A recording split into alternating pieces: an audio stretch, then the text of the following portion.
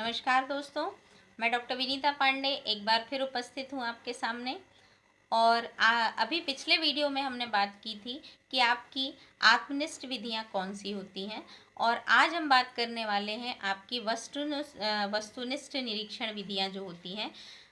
उनके अलावा उनके अंतर्गत जो बहुत सी विधियाँ आती हैं, तो शिक्षा विज्ञान के मनोविज्ञान के अंतर्गत आने वाली विधियों का हम अध्ययन करेंगे, जिनमें अगर हम देखें तो सबसे पहली विधि जो होती है वो आपकी होती है जीवन इतिहास विधि।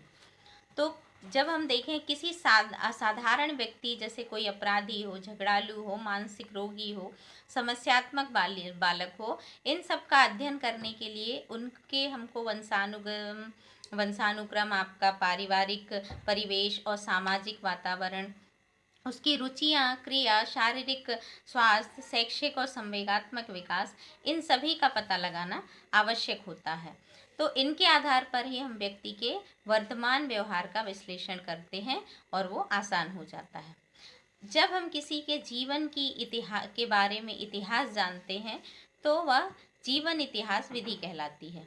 इस प्रकार इस विधि का जो उद्देश्य होता है वो व्यक्ति के किसी विशिष्ट व्यवहार के कारण की खोज करना होता है, जिसमें उसके संपूर्ण जीवन का विवरण हमें प्राप्त होता है। और इसमें हम देखते हैं कि क्रो ने लिखा है कि जीवन इतिहास विधि का प्रमुख उद्देश्य किसी कारण की खोज करना है।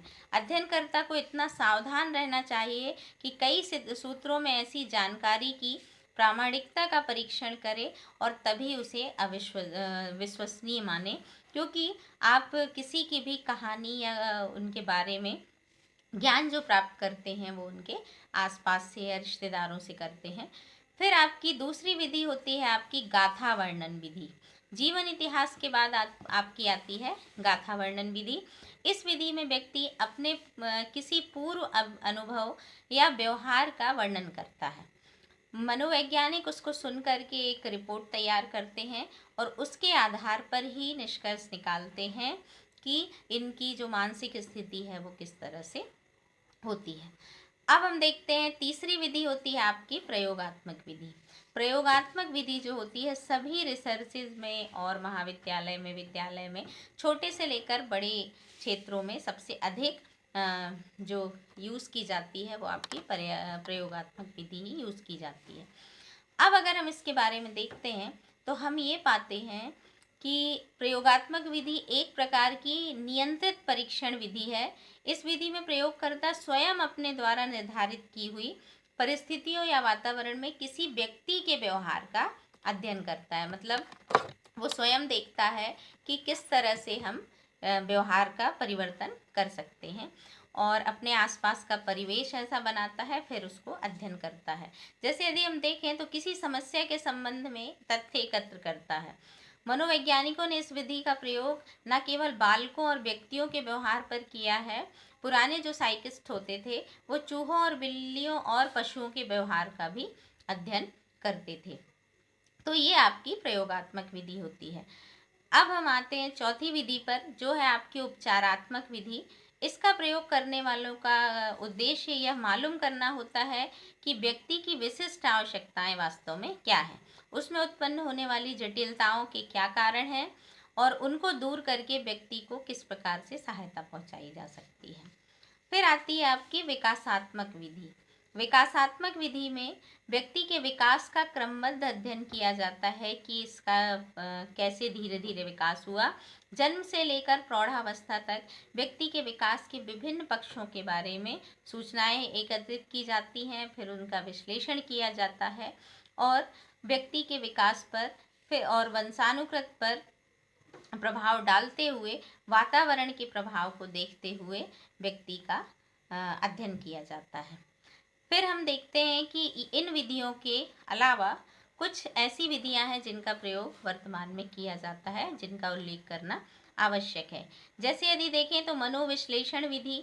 इस विधि में व्यक्ति के अचेतन मन का अध्ययन करके तब उपचार किया जाता है। जैसे वर्तमान में डिप्रेशन, फ्रस्ट्रेशन, इस तरह की जो समस्याएं हो रही हैं, इसमें आपका मनोविश्लेषण विधि यूज होती है। फिर आपका है तुलनात्मक विधि, तो इसमें व्यवहार संबंधी समानताओं और असमानताओं का अध्ययन किया जाता है कि व्यक्ति का व्यवहार कब समान होता है और कौन से ऐसे सिम्टम्स होते हैं जब उसमें असमान हो जाता है।